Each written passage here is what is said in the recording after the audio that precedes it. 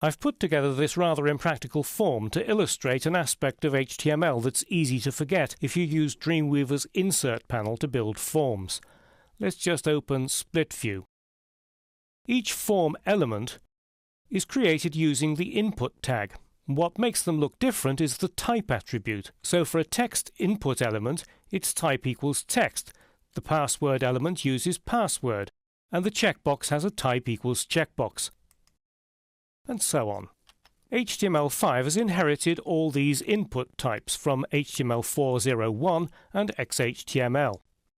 New to HTML5 are all these new type attributes. Search is an ordinary text input field which is meant to look like a search field. It's left up to browsers how to present these new types, but they might, for instance, add rounded corners and a magnifying glass icon to the search type. The tel, URL and email types will be ordinary text input fields, but HTML5 compliant browsers check that user input conforms to the appropriate format. The number type accepts only numbers, and you can set minimum and maximum acceptable values. The range type will normally be presented as a slider. The color type is for selecting color values and might be presented as a color picker. And there's also a wide range of date-related types. Unfortunately, the Dreamweaver Insert panel doesn't have the option to insert any of these new HTML form types. As you can see, there are just the regular HTML4 input types. Let's just close that panel. To insert the new HTML5 types, you need to put in an ordinary text input field first, and then use the tag inspector or code view to change the type attribute. I've selected the search field here, and in the tag inspector I can see that the type is text. Just click here to open that menu and change it to search. For the phone field, I'm going to go into code view and use code hints. And if I press Control and the space bar, and it's the same in both Mac and Windows, it brings up a list of all the available types. So for the phone, we need to find tel. My preference is to use the tag inspector. I'll select website, and we'll change the type to URL. Email, again, very simple, just change it to email. Tickets required. Now that's going to be a number type, so I'll select number and then set the maximum and minimum. Let's set the maximum at 4 and the minimum at 1.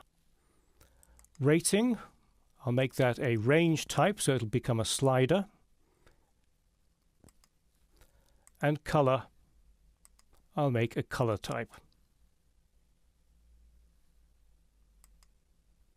Now let's just save that page and see what it looks like in a compliant browser. Here it is in Google Chrome. Now as you can see, most of the fields just look like ordinary text fields, but the number field has got a little stepper clicker here, so I can go 1, 2, 3, 4, click again, and it won't go any further because the maximum has been set at 4. The range type has been turned into a slider. Unfortunately, there's no indication of the value being selected. You need to combine a range type with a new HTML5 element called output and use JavaScript to display the value. Let's see what happens if I try to put something that's obviously not a URL in the website field. This has got a type URL, so if I just type my own name in there and click submit, it tells me please enter a URL. So this is validation which is done automatically in the browser. I'm not using any JavaScript at all. I'll just get rid of that and then type the same in the email field, again submit it, and it recognizes that it's not an email address. But what about old browsers that don't recognize these new HTML5 input types? Well, here's the same form in Internet Explorer 6. If I open Source View, you can see that it's using the new HTML5 input types, tel, search, email, but it's displayed them as ordinary text fields.